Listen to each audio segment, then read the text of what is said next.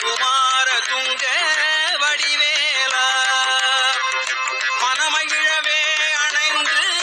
ஒரு புறமதாக வந்த மலைமகள் குமார துங்க வடிவேலா பவனி வரவே யுகந்து மயிலின் மிசையே திகழ்ந்து படியதிரவே நடந்த கடல் வீரா பவனி வரவே யுகந்து மயிலின் மிசையே திகழ்ந்து படியதிரவே நடந்த